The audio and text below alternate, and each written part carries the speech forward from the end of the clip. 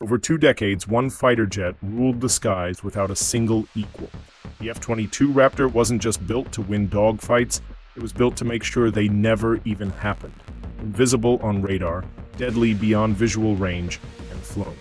Only by the United States Air Force, the F-22 became the symbol of uncontested American air dominance. But now, across the Pacific, a new shadow is rising: China's J-20 Mighty Dragon, a stealth fighter designed with one purpose: challenge American air superiority. The question is no longer hypothetical. If these two aircraft met in combat tomorrow, who would actually win? The F-22 Raptor was designed during the Cold War, when the United States feared advanced Soviet fighters.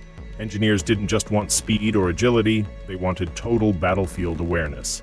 The result was a jet with extreme stealth shaping, internal weapons bays, and thrust vectoring engines that allow it to perform maneuvers other fighters simply cannot replicate. It can supercruise, meaning it can fly at supersonic speeds without afterburners, giving it both speed and fuel efficiency in combat.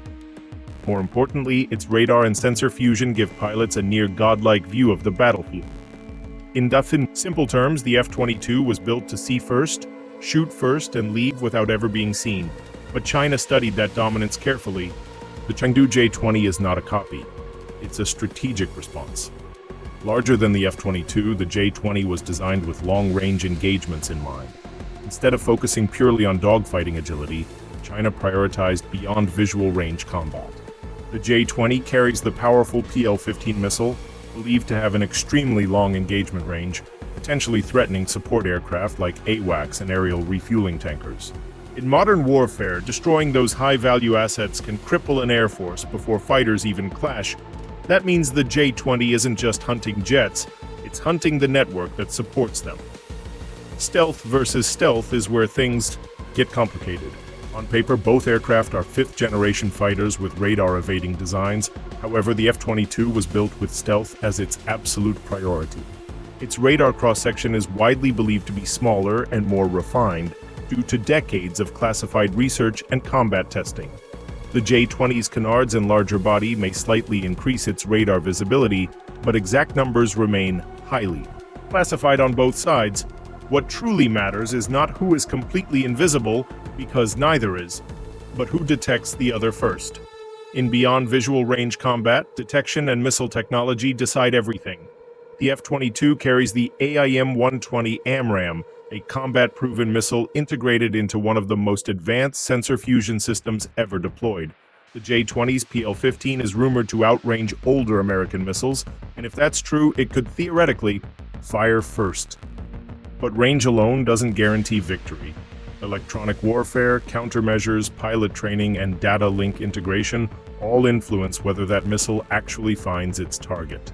And this is where the United States still holds a massive advantage: combat experience. American pilots train constantly in realistic scenarios and have decades of operational knowledge from real conflicts. Now imagine the fight turns into a close-range dogfight. This is where the F-22 becomes terrifying.